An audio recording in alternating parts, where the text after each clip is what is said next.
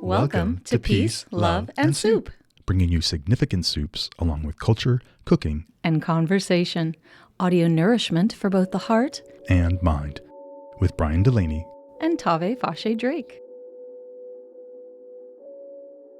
After nourishment, shelter, and companionship, stories are the thing we need most in the world. Philip Pullman.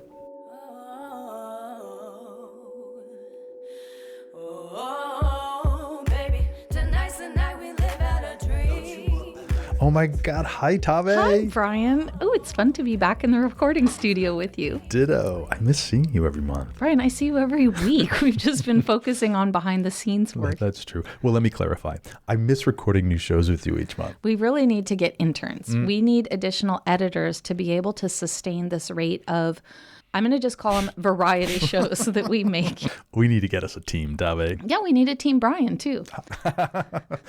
So we're trying something new for season 2. Ooh, that's a rhyme. Ooh. We'll be producing 4 shows this year, 1 for each quarter, spring, summer, fall, and winter. Yeah, that way we can spend more of our free time on expanding our audience. So please help us spread the peace, love, and soup if you like what you're hearing. Tell a friend and be sure and like us on Facebook. And new for 2018, at Peace, Love, and Soup on Instagram. We did it. That said, let's tell them what to look forward to on this, our first episode of season 2. This show, we're focusing on storytellers. We'll be talking with New York Times best-selling author, educator, and activist Renee Watson. I can hardly wait. Native to Portland, Oregon, but now living in New York City, she writes realistic fiction and poetry centered around the lived experiences of Black girls and women, exploring themes of home, identity, and the intersections of race, class, and gender. And also on today's show, we spent an afternoon with ceramicist, storyteller, herbalist, and humanitarian Wague Diakite. Originally from Mali, he's been living in Portland for many years with his wife and daughters. He talked about the importance of storytelling, how it's used to educate as well as entertain, and how this age-old tradition was handed down for generations in Africa. His eldest daughter, Penda, is also a storyteller, working in books, collage art, and documentary film. She'll be reading from her whimsical book, I Lost My Tooth in Africa. Oh, there's actually a soup recipe in the back of that book. But for this episode, Wague teaches us how to make tigadigana, or West African peanut soup. A new one for me. You've never had it before? No. Well, peanuts are pounded into a paste. Good job. Thank you. And then combined with vegetables and liquid to make a stew consistency. It often contains meat or chicken, but I've had vegetarian versions too. And either way, it's commonly served over rice, millet, or other starches, called mafe in Senegal and demoda in the Gambia, and it's found in many countries throughout Africa. Well, I'll just call it, wait, let me see if I can use a word other than delicious. Say in Bambara, akadide. Akadide. Yeah, akadide. Oh, I definitely don't know what that is, but it makes me think of Did You Know? And that segment, this episode, will be all about peanuts. We share some truly fascinating information. Like peanuts save lives, people. Yet another humble, everyday food staple we've taken for granted, It's Tave. just downright shocking. Okay, Brian, let's talk peanut butter. Creamy or crunchy? Totally crunchy. Hey, me too. One report I came across said East Coasters prefer creamy peanut butter, while those of us on the West Coast are all about the crunchy. Gosh, there's so much I don't know. I'm ashamed as a soon-to-be quinquagenarian. What? A 50-year-old person. Actually, a person whose age is between 50 and 60. Go ahead, say it with me once. As a quinquagenarian, I'm afraid I'm going to say a bad word. As a quinquagenarian. That's perfect. I'm going to have to remember that for the next time I play Scrabble. I love Scrabble. I love Scrabble. Oh my God, especially my travel Scrabble. I'm on my 3rd game board as we speak. I traveled throughout Senegal and Guinea-Bissau and the Gambia with a pal who had a travel Scrabble set made out of color forms. Color forms? Yeah, What? you know, like they would stick on and stick off. It was brilliant. No, I remember them, and I don't think they make them anymore. Maybe we'll have to make a board like that for Peace, Love, and Soup. We'll get Team Tave right on that. Well, I don't know how we got on Scrabble, but we both love travel and words and challenging our minds. True. We like learning and having fun with other people, especially each other. So, of course, it would make sense that we both love Scrabble. You know, and I'm now making a connection. So Scrabble is all about putting together a puzzle with individual letters, connecting words, and say, just as you would storytelling. Yeah, that's right. Yes. then we take these individual stories that we record for each episode and then edit them together into a podcast. So really, these podcasts are our version of storytelling.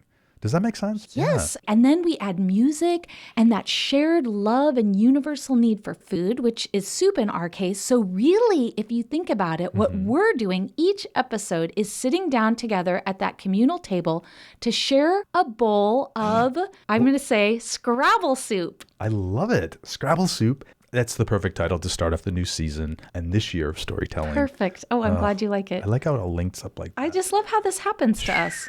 But I still want to play a game of Scrabble with you later. Done. We could all use more stories and more play in our lives. So, as they say in Bambara, Ankata. Well, whatever she said, and you're on. Let's go. Okay. All of the music in this episode is compliments of KBOO contributor and Portland musician Johnny Cool, playing right now. 3, Enjoy. 2, 1. We'll take trips to the moon when I get home. Cause you, are my special girl. That's right. We'll turn up when I land. When I get home. Cause you, love, my special girl. That's right. We'd like to welcome to the show Renee Watson. She's the recipient of the Coretta Scott King Award and Newbery Honor, as well as a New York Times bestselling author. She's an activist, educator, and writer of children's books, novels for young adults, and poetry for all. It's a pleasure to have you join us on Peace, Love, and Soup, Renee. Hi. Welcome. Hey. Thanks so much for having me. This is just really an honor to have you here. Yesterday was International Women's Day. How did you spend the day? I spent the day highlighting some of the women in my life who are helping to keep me afloat. So I am just starting a nonprofit called the I2 Arts Collective, and we're housed in the Langston Hughes brownstone in Harlem. It's a group of women who really have been helping me get this off the ground. And so I spent a lot of time on social media yesterday. It's been our year anniversary. So I was just shouting them out and thank you. Yeah. And loving on them a little bit and thanking them for keeping me going. Sometimes I get the attention, but it's a lot of people behind the scenes who are helping me to make that work. Fantastic. What women have inspired you as both an individual and as an artist? So artistically, I'm inspired by Sandra Cisneros, Jacqueline Woodson, Rita Williams Garcia. Those are some authors that I admire and respect. In my personal life, I'm so fortunate that I'm the youngest of 5, and my brother is the oldest. He's the only boy. I have a family of sisters who are just great role models. I'm just very fortunate that I didn't have to look too far to find strong, powerful, brilliant women. And are you the only writer in the family? I'm the only creative writer. Most of us work with young people in some capacity, but yeah, I'm the only one that's a published author. Did you have a favorite author growing up? Oh, let's see. I mostly read poetry. So when I look back at my childhood, I think about Gwendolyn Brooks, Maya Angelou, Lucille Clifton. Those were women that I read and just devoured their words. At what age did you know that you wanted to be a writer? Was there like a definitive moment, or was it just something that was sort of simmering the whole time? It's interesting. I've been in love with words since I was a little girl. From like 7 years old, I used to write poetry a lot and 21-page stories and sharing them with my teachers and family. But I don't know that I really understood that a girl like me from Northeast Portland could actually become a published writer until I was much older, like early college, when I really started thinking like I could make a career out of my writing. I found my voice through writing in my journal and really used my journal as a place where I would ask questions and process what was going on in the world, kind of speak up in ways that I couldn't speak up in my real life. I remember having the bookmobile come around as a kid, and that was sort of a magical place and treat to hop on board and check out a couple books. It was public, unlike a journal, but at the same time, there was something very personal about it as well. Will you talk about the power of reading in the public library system? Oh, my goodness. I think there's just nothing greater than having this space where any type of person can come and check out a book. It's such a gift. You can open up whole worlds to people. They have access to seeing themselves in books and see how they can become powerful in small ways through the characters that they're reading about. So, yeah, I'm a big advocate for public libraries and making sure young people frequent those spaces.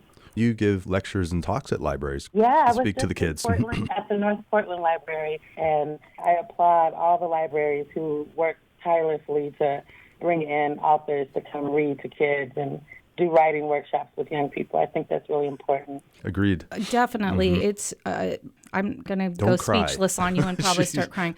I had the honor of facilitating your reading that you did last year as part of Wordstock at the Portland Art Museum. And what struck me specifically was not just the rapt attention that the adults gave you, but that attention that the children gave you during the Q&A. It was you really saw them. You know, it's interesting. I've been working with young people since I was young. When I was a junior in high school, my English teacher would take me to her freshman class and have me do writing workshops with them. My youth pastor would take me to middle school students to give some kind of motivational talk or share my poems. I started to be a mentor in my early 20s and have been working with young people in a professional way ever since. My first job was with the I Have a Dream Foundation, and it changed my world. When I came to New York, worked for organizations called Dream Yard and Community Word Project. So, yeah, I've worked with young people for at least 20 years. And are some of the kids you worked with years back, did they stick with writing or poetry? It's so exciting that some of the young people who were in my poetry workshop are now slam poets that are traveling around the nation and doing their thing and working on their one-woman show or things like that. It's so rewarding to see. I love hearing this, the whole creative process, and that stories are, something that we can tell one another, but they can show up in so many different forms, right? It could be a song, it can be a slam poem. Renee, how do you define storytelling? What's a storyteller to you? A good storyteller can make the invisible visible. There's always stuff happening in the room and going on that we don't name and we don't talk about, but it's happening. And storytellers that I like to listen to or that I try to be, take that invisible stuff, the stuff that's not tangible, and make that something tangible with words. And that's the power of storytelling. We get to know people who maybe we think we're so unlike, and then we listen to them and we're like, oh, I relate to that person, or at least I can empathize with where they're coming from. And I think that's why storytelling is so powerful, is because it can really bring people together, and it can also validate your experiences. If you were like, yes, amen, I know that, and someone else is speaking my truth, that can be very impactful for a person. Well, in all your travels around the world, what is something that has inspired hope in you for our future? Oh, my goodness. So right before our last election, I was in Korea for an international poetry exchange program that I've been a part of through my work with Dream Yard, which is a nonprofit in the Bronx. And we have this poetry share that students from the Bronx, Korea, and students in Japan, they share poems, they ask each other questions, they're getting to know each other. And usually this is happening like via satellite. So we actually got to take our students from the Bronx to Korea. Wow. And we're all gathered, and this is these beautiful, powerful poems about, their own identity, what they care about, what they want to stand up for, what they want to change in the world. And there was just this moment of stepping back and being like, yes, the world is in good hands. Like, these are our future leaders, and they're poets, they're artists, they're kids who literally are from different cultures and have come together through writing. And it was just so nice to see them genuinely asking each other questions about where are you from, who do you love, what are your traditions. I felt very hopeful about that, especially because, when we came back to the States, we had an election, and it was like, okay, great. We're going to need these young people to help make change. Brian and I both have goosebumps. It's an amazing thing to hear you say that. It's very synchronicitous, because our next episode that we're going to do is going to be all on teens, and we've been sort of referring to Generation Z as Generation Zeal. Yes, I like that. I was in Generation X, and I hated that. I mean, I just think it's so crazy that we name generations in a negative way, right? When you name something is important. So why would you call a whole generation something that doesn't speak to who they can be and what they can become. So I love that you're doing that. Thank you. Yes, and with all of this, they are going to be very unaccepting of the way things have been going, and they speak out. They're active. They expect diversity. They expect goodwill. They expect change. And in your book, Piecing Me Together, the character Jade is a collage artist. And I'm wondering if you would talk about this way of taking different pieces of something and putting them together in such a way to show a truth. So I chose the medium of collage just to create this kind of extended metaphor through the book of things that people discard or that are just ordinary. Jade is able to take those things and make beauty out of them. And I think it's a powerful thing to be able to literally make something out of chaos. And that these collages in the book are physical examples of how she's doing that with her own life. How can you take this sad moment, this argument, these good grades, this beautiful moment you've had with your best friend, and make a full life out of that? Sometimes teenagers especially feel like whatever's happening in that moment is all that's ever going to happen. You know, you break up with someone and it is the end of your world forever. You get in an argument with your parents, you can feel so devastated. But then are other moments, right? And so just trying to help young people have some tools for coping with what's happening in their lives, personally and also nationally, what's going on. Collage just felt like a good medium. You can tear, you can cut, you can glue down, rearrange, and I think that's a good skill emotionally to be able to have. And I think you can still eat the paste now, too. I don't want to make a joke out of that, but didn't you do that with collage art as a kid? Flour and water. Sorry. I was a paste eater. Sorry, Renee. I didn't eat a paste, but I like to smell the markers that would smell like, grape or strawberry or whatever. The cover for your book, too, is beautiful. Thank you. Brian Collier, he's amazing. He has several picture books, and I knew as soon as I finished the book, I was like, oh, I wonder if Brian Collier will do the cover for this, because I just knew that he would do right by Jade and by Portland. It's really hard to get Portland right on a book cover. I've had trouble before, just like, oh, this doesn't have the feel of Oregon, and I knew that he could create it, and he did. I really loved the cover. I do too. And I think just the whole visual aspect really speaks as a metaphor for all of us in this time. And if you don't see something out there representing your truth in the world, you can piece it together, right? And I think that also applies to food. I definitely think if we think about baking a cake and all the ingredients that stand alone, like no one's going to just eat spoonfuls of flour. But mixing that together with sugar and all the other ingredients does make a beautiful cake. And so I do think cooking, it can be a metaphor for life in that there are some horrible things alone and maybe even some too sweet things alone, but mixing that bitter and sweet can sometimes bring about a balance in your life. And there's that comfort aspect as well. I mean, I notice that food, to some degree, it's very visceral in your writing. For example, in Piecing Me Together, when she goes to get JoJo's or when she's talking about her mother's cooking. So I'm wondering, what role does food play in your writing? Do you consciously do this? I'm assuming you do. No, it's a little subconscious, actually, just because it's so prevalent in my culture and my family. We gather around food for celebration, for grieving, for all of it, that it's an automatic thing to write about and include in my book. There's lots of scenes in the book where Jade and Maxine, her mentor, through eating together, are able to work out some of their differences. So I think food brings people together, and cooking together is also a special thing, too. You know, teaching someone how to make something, sharing your recipes with them can bring bonding and deeper relationships. Renee, we're going to need to probably use a whole chunk of what you just said as a little plug for our whole show. This is exactly what we're trying to do you totally here. Get us, yeah. Bringing people around the table together, and it's one of the few ways we still get together in this culture where everyone's so disconnected is still around food. And in the past couple of episodes, instead of us making the soup for the month, we go to a person's home and cook it with them. And so actually this month, we went to a friend of Tave's. We went to Wague Diakite's house, and we made Tigga-Digga-Na with him. And it was just a really fun experience to talk about storytelling with him from a traditional African sense, as well as making this peanut sauce. Have you ever had that soup, Tigga-Digga-Na? I haven't. I am allergic to peanuts. Oh. I know. It cuts me out of so many really good things. Well, we learned in our Did You Know segment that if you were introduced to peanuts at a very young age, it might have cured you of your allergic reaction. That's what one study said. It was interesting. So now I don't need to ask you the question, crunchy or creamy, which do you like better? So. But the biggie. The big question that's been on everybody's mind, Renee, is do you like soup? I love soup. Yay! Ding, ding, ding, ding. And what's your favorite soup?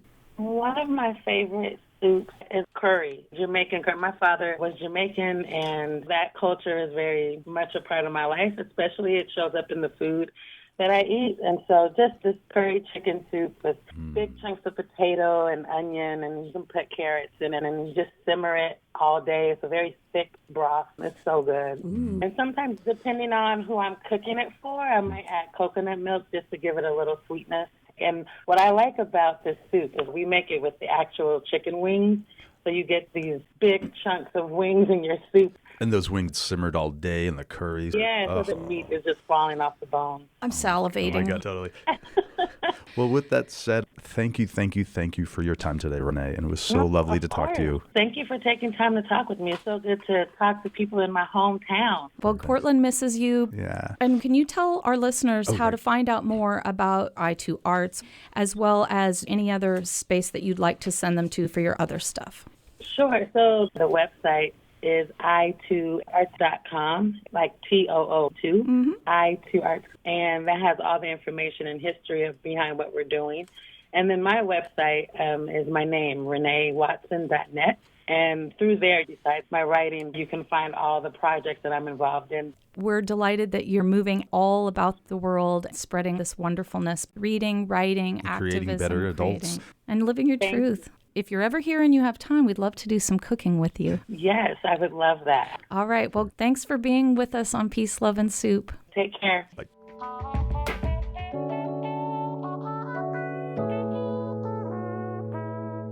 And now a story by Baba Wage's daughter, Wague Diakite. Written when she was just 12 years old, the storybook was published shortly thereafter. Enjoy. I lost my tooth in Africa. Hi, my name is Amina. I live in Portland, Oregon. Today we are flying to Africa to visit my father's family in Bamako, Mali. Africa is very far from our home in Portland. It takes 2 days, 3 planes, and 3 different continents to get there. Right before landing in Mali, I discover I have a wiggly tooth. My dad says if you lose a tooth in Africa and put it under a gourd, you will get a chicken from the African tooth fairy. I really want to lose my tooth in Africa, so I tried tricks with my tongue to help it come out faster. But nothing happens. When we arrive, my aunts, uncles, and cousins are here to greet us. They all live together in one compound with Nna, my grandma. It's very hot here, and the ground is a beautiful sandy orange. Outside our compound, there are donkeys, goats, and lots of chickens. The rooster never stops crowing. I wiggle and wiggle my tooth. I can't wait to have my own chicken. Aunt Kaja has made my favorite dinner. It's rice and onion sauce with African eggplant and tiny noodles. We all eat together around one big bowl. Everyone eats with their right hand. Sometimes if you're lucky, you get a piece of meat. When I eat, I can feel my tooth moving, but it refuses to come out. By evening, the world begins to quiet down. The family is home and the neighbors come by to greet us. The stars shine brightly and the moon glows like a street lamp. Friends sit in groups in the courtyard, playing games, telling stories, and braiding hair. Sometimes Grandma Nna sings songs. As the sky darkens, I climb into my bamboo bed, and after a few stories from my dad, I drift off to sleep. I hope my tooth doesn't fall out at night. With the first golden rays of the sun, the noisy rooster begins to crow. Kokoriko! It's time to get up. The first thing we do every morning in Africa is greet Grandma Nna and receive blessings from her. She takes my hand and holds it gently as she begins a long list of benedictions. May you rise high with strength and knowledge. Amina, I respond, after each one. After breakfast, I run outside to brush my teeth at the papaya tree. That way, I can water the tree as I brush. Suddenly, there's a funny feeling in my mouth. My tongue instantly finds a gap where my tooth has been. I hope I haven't swallowed it. Where's my tooth? I look down. It's on the ground. I pick it up and run to show my parents. My mom is surprised. My dad helps me place it under a calabash gourd behind the bedroom window. I'm so proud. I lost my tooth in Africa. A shiny white tooth. Soon I will have a chicken of my very own. All morning I play tigere tilon with my cousins, waiting for a chicken to come. But nothing happens. We eat lunch and take a short nap. Still no chicken. We take a walk by the little creek to check the gardens. Bananas are turning ripe and the manioc is growing tall. We huddle together to watch a busy weaver bird building its hanging nest in a palm tree. When we get home, it's already time to take our bucket baths. The day is almost finished, but no chicken has come. Finally, I go to take back my tooth. I feel sad. Maybe the African tooth fairy has forgotten. But right as I turn over the calabash, 2 chickens pop out. 1 rooster and 1 hen. I'm so happy I called to my mom and dad. They're very excited. Dad says, the rooster is more black than white. Mom says, the hen is more white than black. Right away, I take care of my chickens. I feed them and give them water. My mom and dad help me build a little house for them under the stairway that leads to Grandma Nna's roof. We make adobe bricks and stack them on top of one another. Then we find an old sheet of tin that we used as a roof. Early one morning, I open my chicken coop. There, I see them, white oval eggs in the nest on the dirt floor. I shout, "Shekili, shekili, eggs, eggs!" Uncle Moribo says that means chicks will hatch in 21 days. I wonder if I will see them before I leave. When I help Aunt Sally with the meals, the chickens always cluster around my feet. I sneak handfuls of millet and rice for them. I like to peel the vegetables because I can feed the peelings to my chickens. When I finish with the vegetables, I smush the tomatoes with my hands for a good tasting sauce and cut squash and cabbage into big quarters so Aunt Sally can boil them. Later that day, my hen has laid more eggs. That makes me smile because I know my chickens are happy in our home. One evening, the hen is squawking. I run outside. The pheasant is trying to steal her eggs. I shoo it away. That pheasant is very crafty and very fast. I'll have to watch her carefully. When I go to sleep that night, I dream about little chicks hatching. I'm getting excited to see what they will look like. Finally, one morning, my dad tells me it's our last day in Africa. We have to go back to America. I slowly say goodbye to the things I will miss. Kambe, I say to the mango tree. Kambe, I say to the little creek. Kambe, I say to Africa. When the time comes to leave, I'm sad. I say goodbye to my African family and friends. Slowly, I walk to the chicken coop to say goodbye to my chickens. Then I see it. An egg is hatching. A tiny wet chick peeks out from a white egg. Shede, shede! I shout, chicks, chicks! Everyone comes to see. They all congratulate me. Just then, another egg hatches. I'm very happy, but I'm very sad too. I don't want to leave my chickens behind. Don't worry, Amina, says Uncle Madu. I'll take good care of them. When you come back, your chicks will be old enough to lay eggs for you. I smile so big you can see the empty space where my tooth is missing. And right away, I begin to count the days until we will come back to Africa.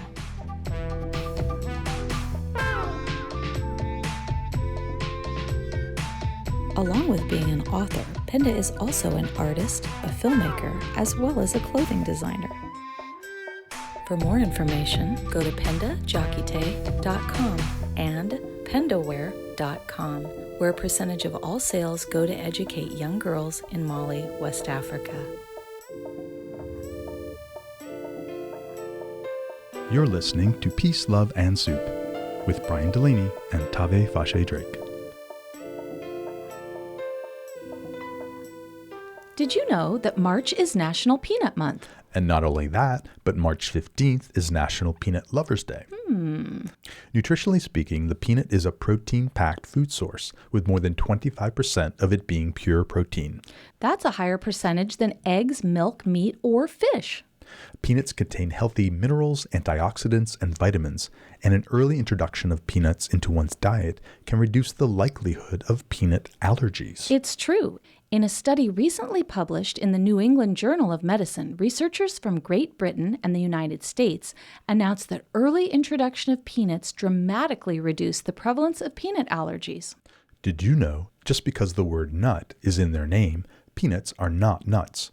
Peanuts are actually legumes. Edible seeds inside pods. Think soybeans, garbanzo beans, and our personal favorite, peas. These tasty and popular little snacks grow underground, unlike walnuts, hazelnuts, and acorns, which grow on trees. Fun fact, along with peanuts, clover and licorice are in the leguminosa family. Leguminosa. Doesn't it sound like a Harry Potter curse? It does. I leguminosa you. Leguminosa you. Brian, did you know there's a fear of having peanut butter stick to the roof of your mouth? What? And it's known as arachibutyrophobia. Wait, what? That's a thing? Mm-hmm. Well, Tavi, did you know that peanuts save lives? I did hear you say that earlier in the show. Well, I just wanted to tell you again, just Okay, to make sure you were listening. Tell us more. Well, the United Nations and Doctors Without Borders uses plumpy nut, a high-nutrient peanut-based paste, as a therapeutic food to treat severe malnutrition in emergency situations in developing countries. Wow, that is a lot of information. Did you know goober, a nickname for peanuts, comes from nguba, the Congo or Kimbundo language word for peanut? Fun fact, my younger brother's nickname growing up was Goober, or the Goob for short. The goob? Okay, that's cute. He was so happy to get away to college that none of his new friends would know his nickname until his wedding reception, when I resurrected it in front of both his old and new friends in a little speech I gave. And now, Brian, everybody in the world knows that your younger brother's name is the goob. We like to think that the world is listening. Think big, isn't that what they always tell you? That's true. Anyway, back to Did You Know? Does the goob know that George Washington Carver was known as the plant doctor and the grandfather of peanuts? I hope so. Though he did not invent peanut butter, he discovered many ways to use peanuts and innovative farming methods, including crop diversification and soil conservation, along with making paper out of peanut shells. Interesting. Yeah. Did you know archaeologists discovered that peanuts native to South America have been around for thousands of years? South Americans have made peanut-inspired pottery some 3,500 years ago. Peanuts were grown as far north as Mexico when the Spaniards took this glorious groundnut back to Spain, and from there, traders and explorers spread them to Asia and Africa. Africans were the first to introduce them to North America, beginning in the 1700s.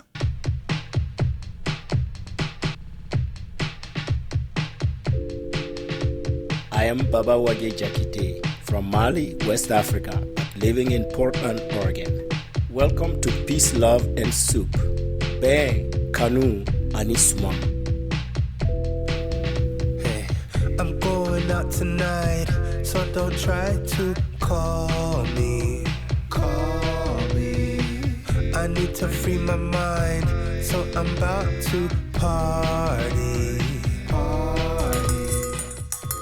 We're here in the kitchen of Wague Diakite. He's an educator, an herbalist, and perhaps most importantly, a storyteller. Thank you for inviting us into your home today for a little culture, cooking, and conversation. Initle Baba Wague. Hello, Baba Wague. Nice to meet you. Thank you. You're welcome. I am ready to show you how we make tigadegena. Traditionally, they will say if you want to make a Mandinka family happy, make peanut stew.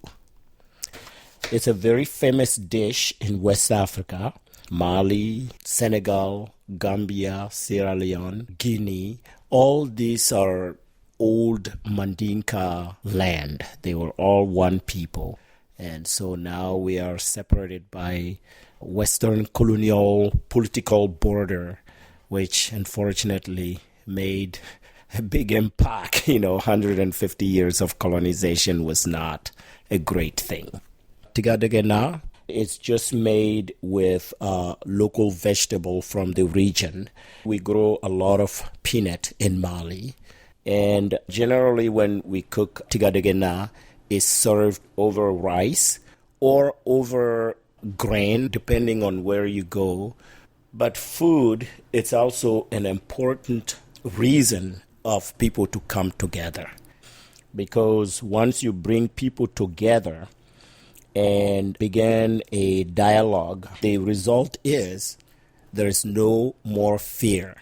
You know that. That's not just Malian thing. That's very universal. That's why Brian and I started Peace, Love, and Soup in the first place. Absolutely. It can create peace between people. I grew up in a small village. We all sit together 3 times a day to eat around a big community bowl. And it's so much better than city style. City style, what do you mean by that? Where everybody put their food in their own bowl and eat and act like a Western, forgetting our culture and our tradition. That was the fear of my grandmother. During daytime, we help our grandparents in their fields. In the evening, we as children are rewarded with stories. You know, when you are so young, stories are so exciting because it's sort of like your first time to a movie theater. Share with us this centuries-old tradition of storytelling and maybe the philosophy of it. The true storytelling scene I have never seen like when I was growing up. My grandmother constantly said, this is the beginning of education. Elders will sit and they'll be telling a story in the darkest moment of the night. When my grandmother tells stories, she takes it really seriously.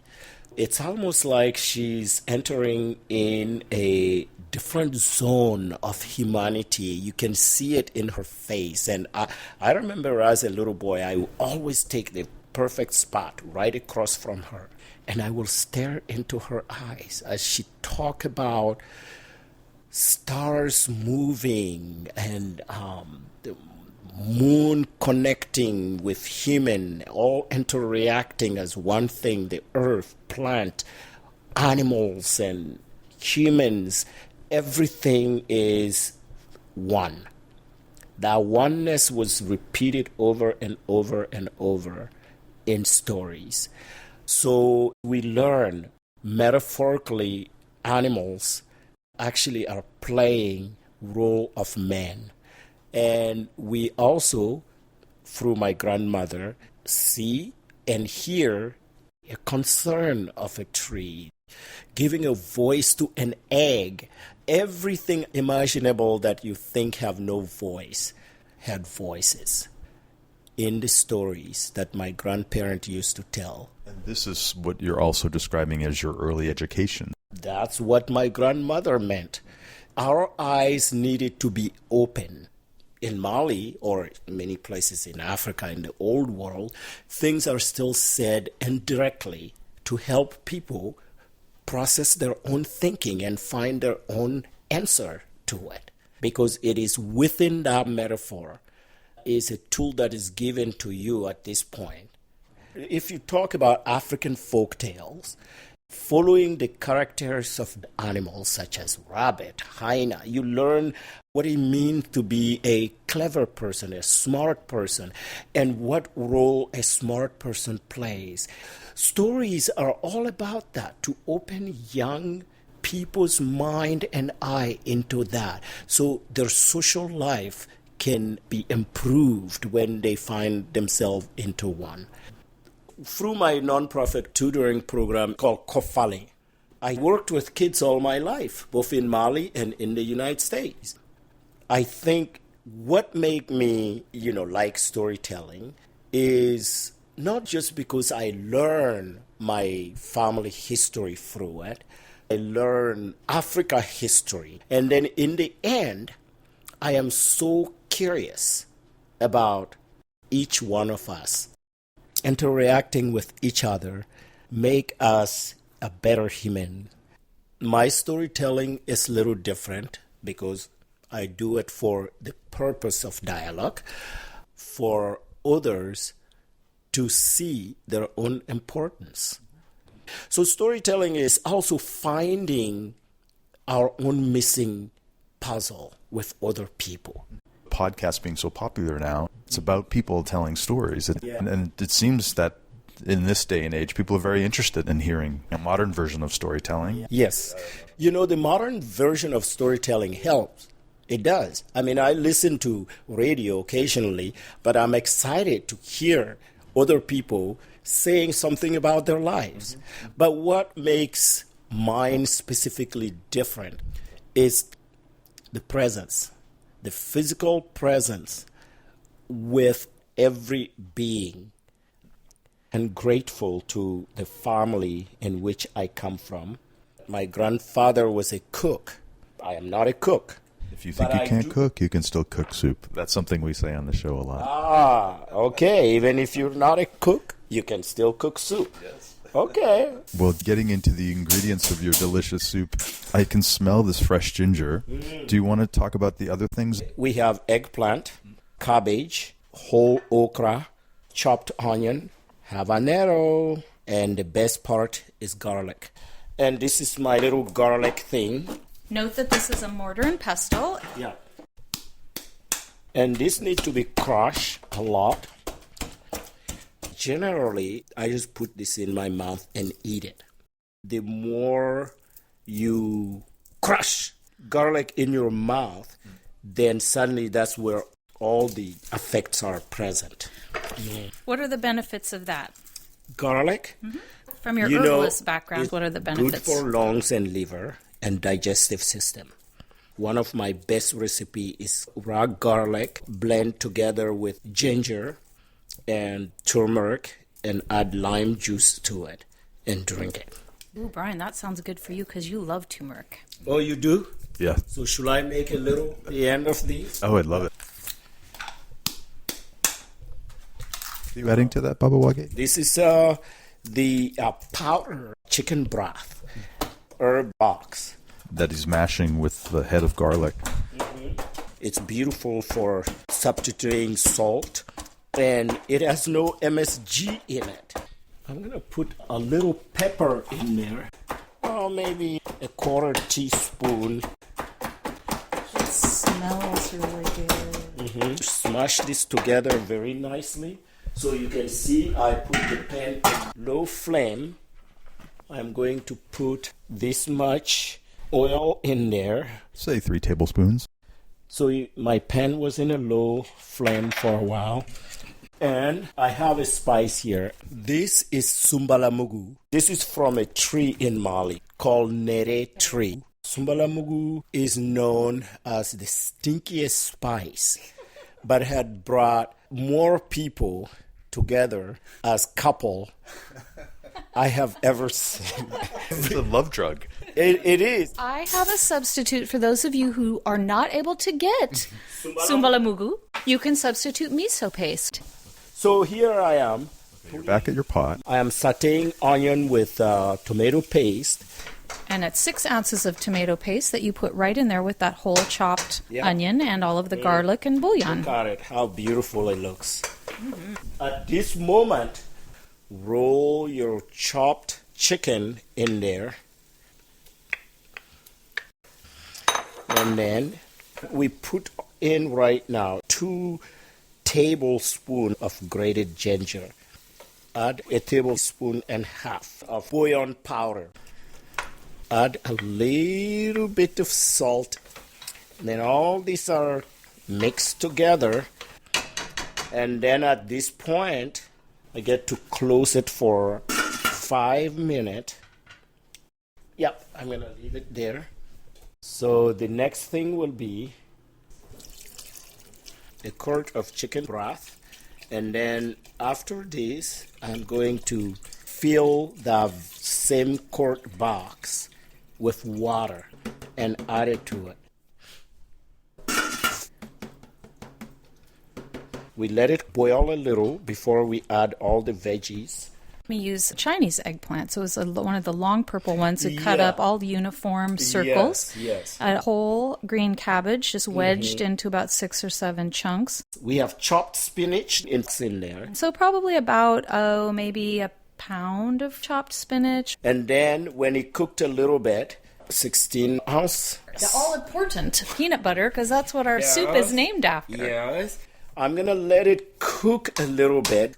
So when the vegetables are almost ready, the last 5 minutes, we add all the okra to it.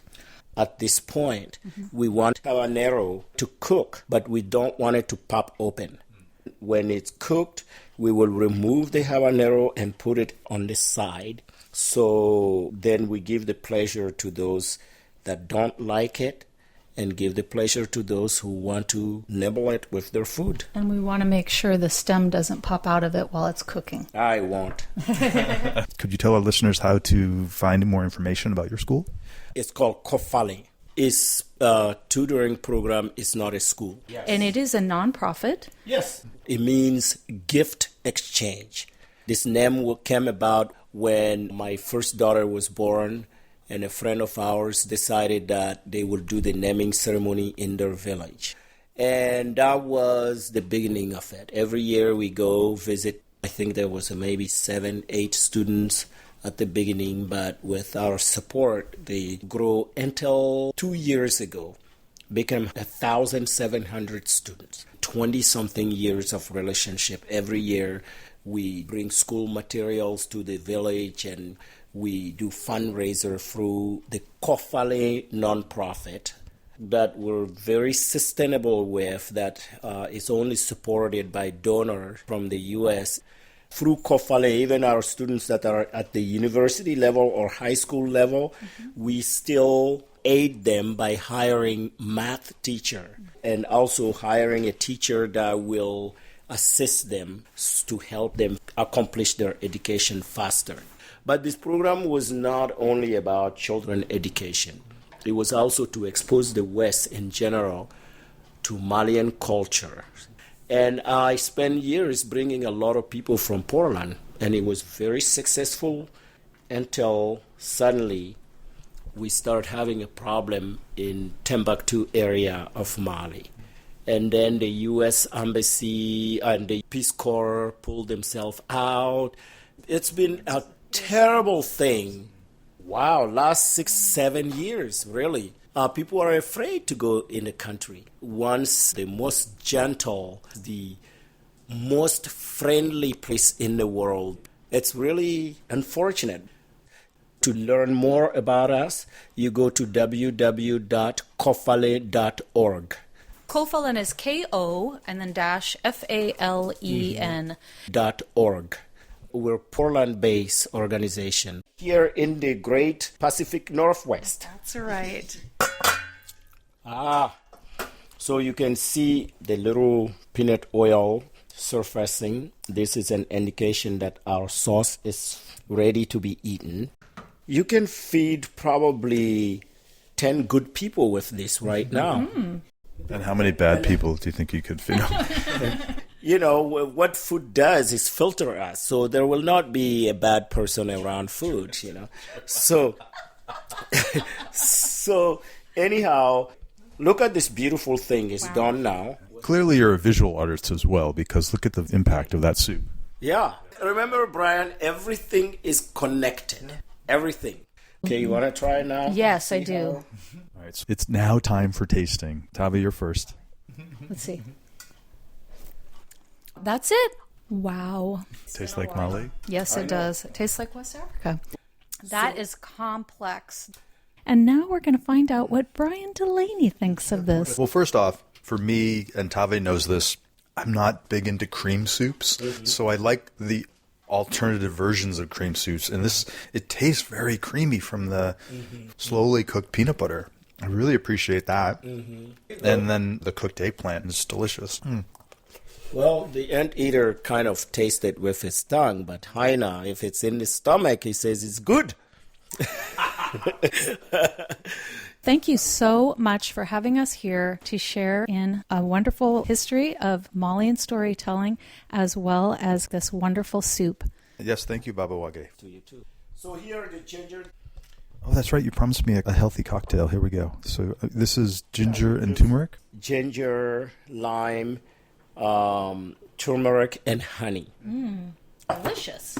I love this. So this is the one that is basil, lime, and bitter melon. Wait, you need to start selling this. What is it going to be called? Baba herbs. Listeners out there, you can get in touch with Baba Wague Diakite. Go to kofalen.org. But I also have babawage.wordpress.com to see my art.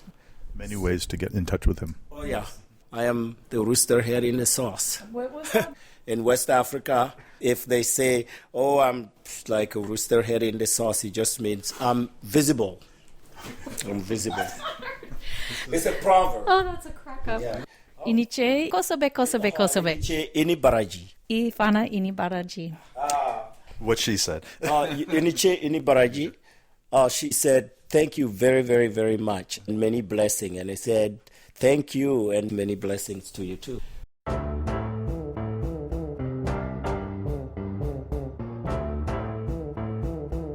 You've been listening to Peace, Love, and Soup, audio nourishment for both the heart And mind with Tave Fashe Drake. and Brian Delaney.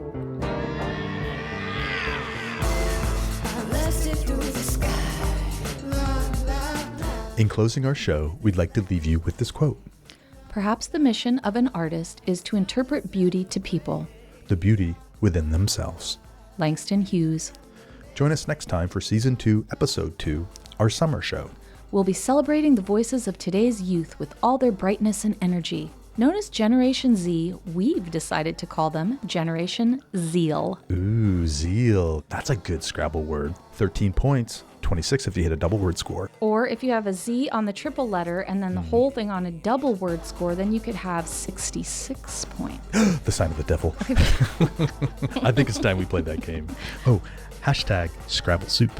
Hashtag Generation Zeal. Don't let That's anybody ours. say it was anyone else. It Exactly. was us. Brian and Tave. Peace, love, and soup. See you next time, everyone. You let it hear that story again and again about this young brother from the city of rain. Rooftop garden parties always help me maintain while my headphones pumping soul beats in my vein. When I be on that train, my brain be on Thanks again, Johnny Cool. Thanks, Johnny. This awesome song is called Lavender Lemonade. Check him out on SoundCloud. and the game is the aim. Now I'm making hits with my homie Dwayne. Free thought taking over, so I can't complain.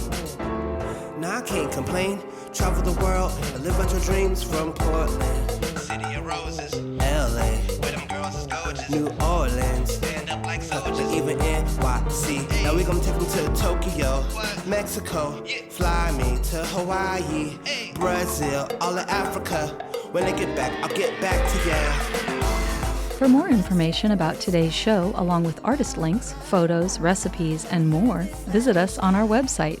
Like us on Facebook Find us on SoundCloud and follow us on Instagram. at Peace, Love, and Soup. Boom.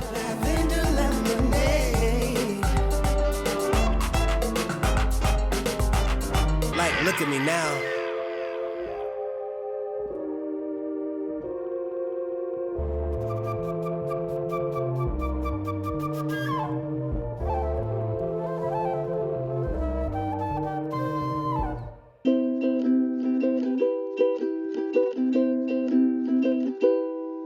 Thank you for listening to Peace, Love, and Soup, folks.